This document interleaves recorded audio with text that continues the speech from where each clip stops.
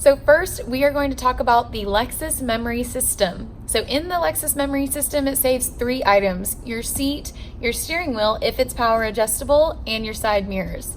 So to adjust your seat, the adjustments are actually located here on the base of the seat. Don't forget about your lumbar in the very far back. To adjust your steering wheel, if it's power adjustable, you'll use this little knob here on the left of your steering column. It is telescopic, so it can move 4 different ways. It's going to be towards you, away from you, up, or down. And then lastly, you can set your side mirrors. To adjust those, they're here on the door. You would select L for the left mirror or R for the right mirror, and then you adjust using this pad here. Once you've got all 3 items set to your liking, you can lock in the setting using these buttons here just to the right of your door handle. You would press set and then the number you want to set it as. Once you hear the beep, you know the setting is saved. And then for future reference, if ever any of those 3 items are not where you saved them to, you can just press the number 1 and it will move everything to what you had saved it to previously.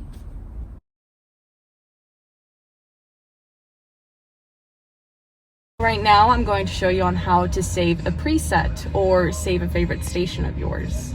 So first, we're going to tune to your favorite station by using the tune knob. Once we have the station that we want to save, we're going to use our touchpad and hover over which number we want to save it as. As you see, we have 6 different slots. I'm going to pick number 3. So now I'm just going to press and hold on the touchpad, and there you go. And that's how you save a preset.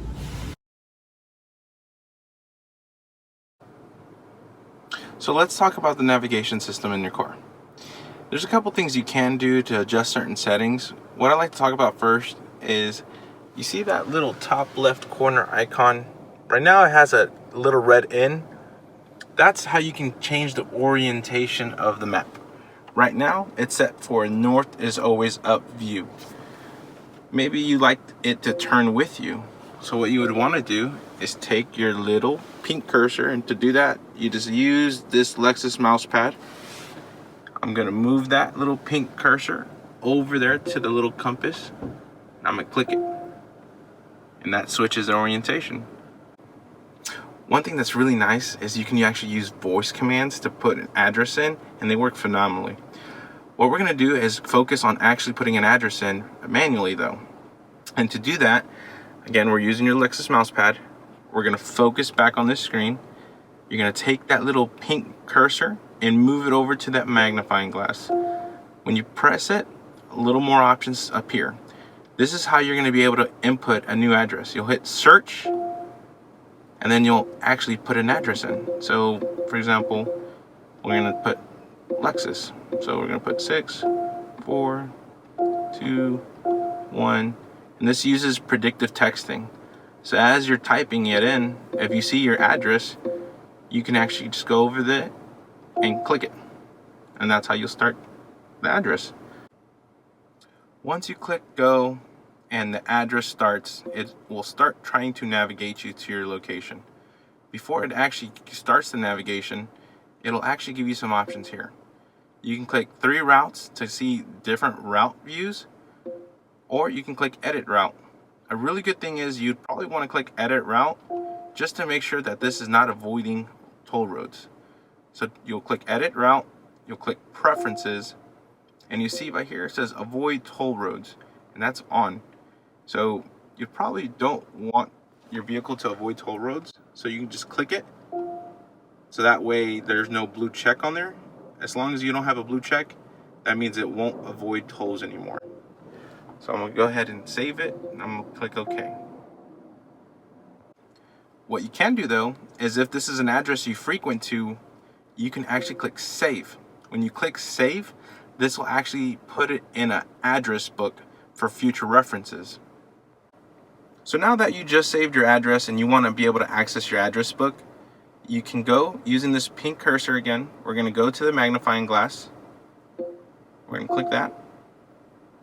And we're going to go to favorites. And there goes the address that we saved earlier. But say you're done navigating and you don't want it to talk to you anymore. There's a little red X at the bottom of the screen. You can go ahead and click that red X, and it's going to ask you, are you sure you want to delete this destination? It's not going to delete it from your address book. It's just canceling the guidance so that way it stops talking. So we're going to say yes. And now it's gone. If you would like to zoom in and out on the map and you have a vehicle with a trackpad like this, you can actually pinch to zoom just like on your smartphone. Start with your two fingers together in the middle where it says Lexus and just pull out if you would like to zoom in, and then you drag your fingers back together to zoom out. So I'm pulling out, pulling in. You can see your scale there at the bottom. Probably the most popular scale is going to be about 700 to a quarter mile.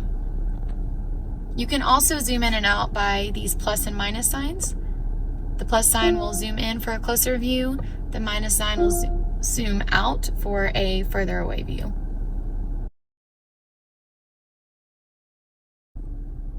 To turn on message access on an iPhone, it's on the same Bluetooth setup screen.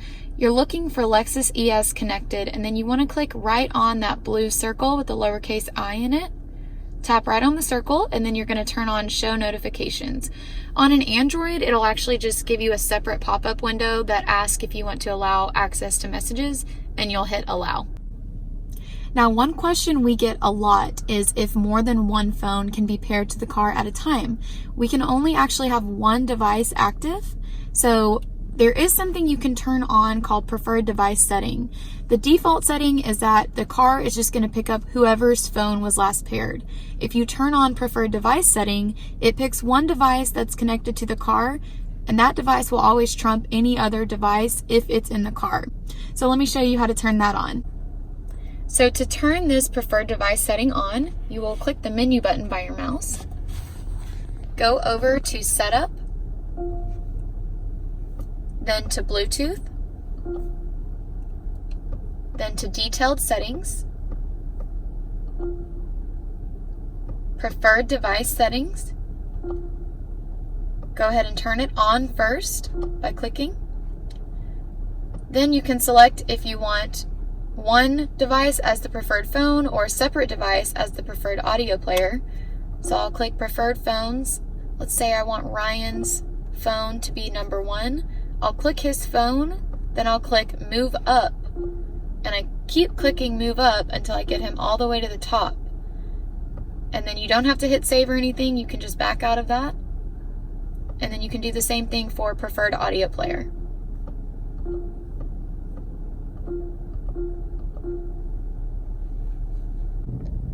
Depending on the vehicle you drive, the hard phone key on your steering wheel may serve a different function. So if you have a car that just has one phone key, this will answer, decline, or end a phone call. Say you're receiving a phone call and you're with a guest and you don't want the phone call to come through the car. Just answer it on your phone and it will be a private phone call. If you answer it on the steering wheel, it will come through the speakers of the car. So there are multiple things you can do with voice command. The nice thing is it's all at the touch of your steering wheel. If I can make any recommendation, I would suggest you use voice commands in your car more. You can change radio stations, you can change the climate, you can put addresses in there, and you can make outgoing phone calls. When you're ready to use voice commands, you're going to focus on your steering wheel, and there's a little button on the far left. It looks like a little person talking.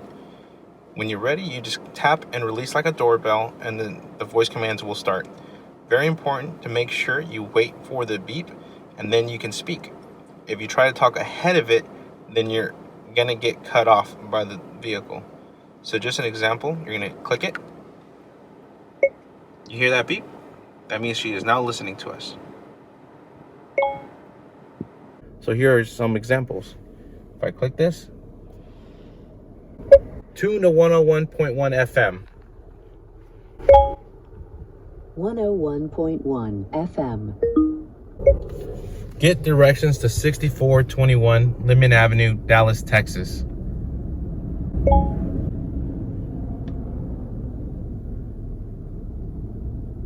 Here is the address I found. Would you like to go there?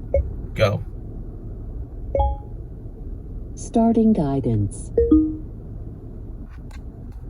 So, really nice thing with voice command as well is you can make outgoing phone calls. So as long as you say their name, how it's listed in their phone, it will work.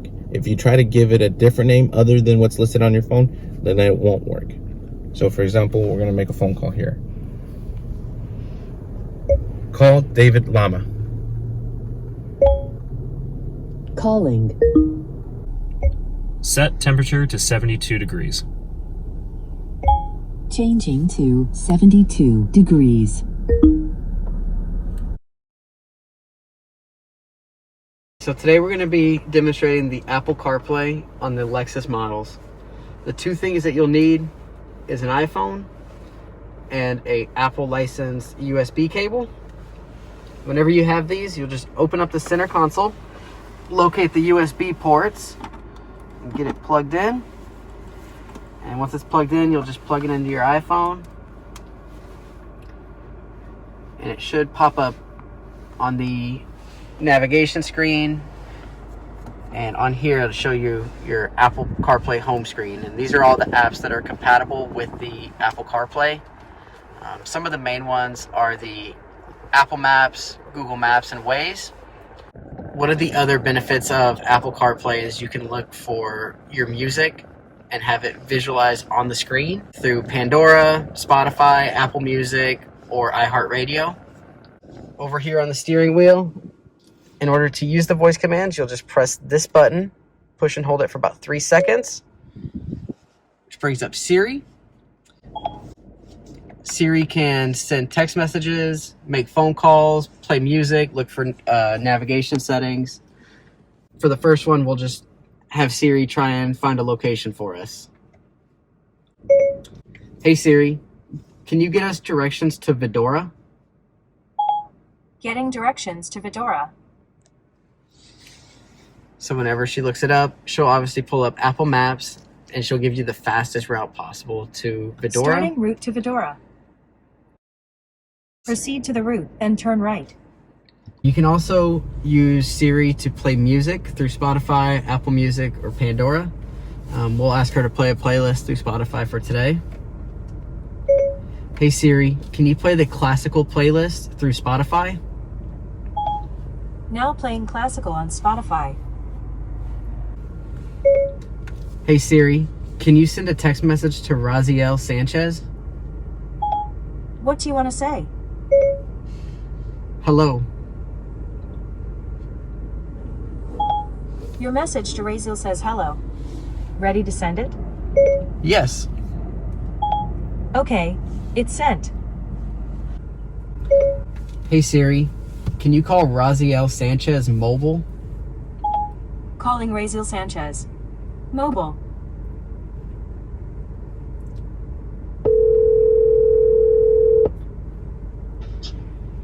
Sewell Lexus Service. This is Rozzy. How may I help? Hey Razi, we're just testing the Apple CarPlay. Thank you for answering.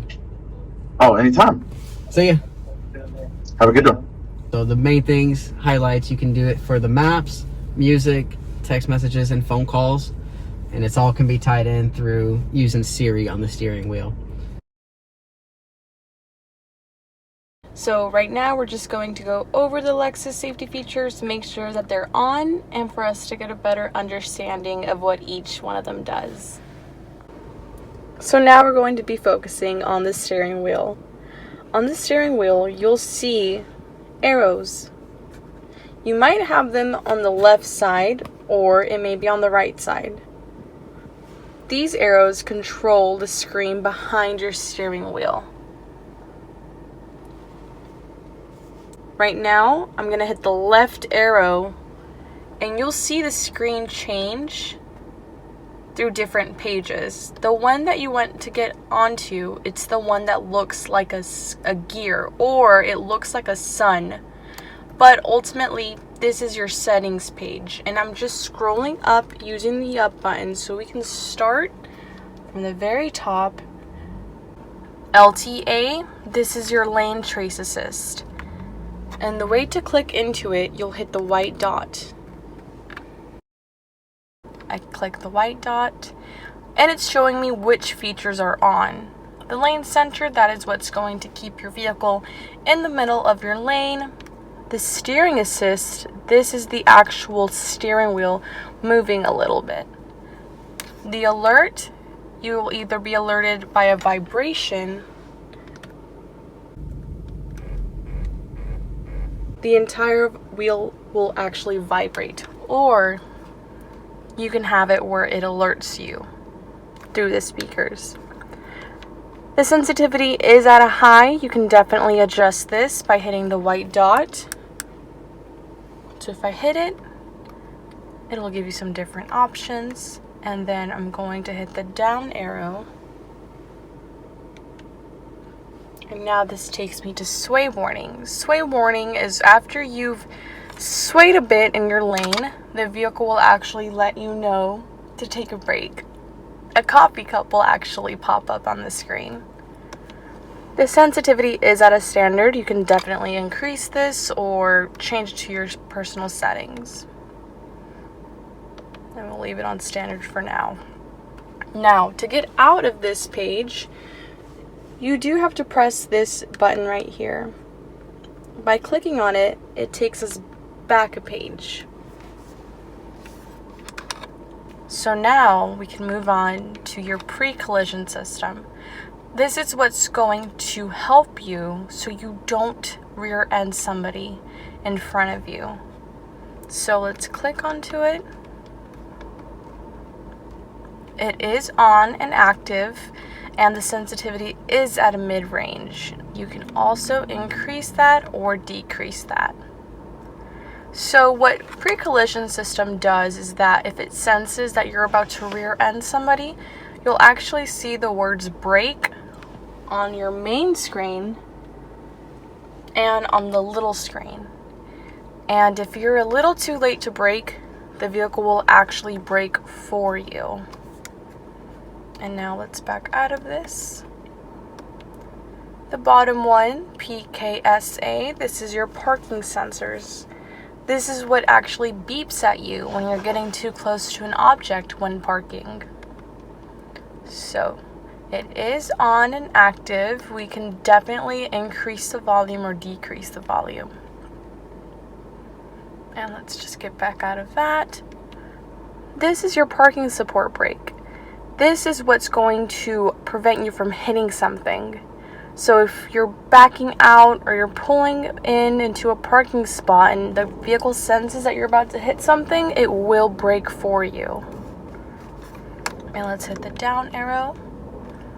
This right here, this is your road sign assist. This vehicle will actually read signs for you. So let's click into it. It is on and active.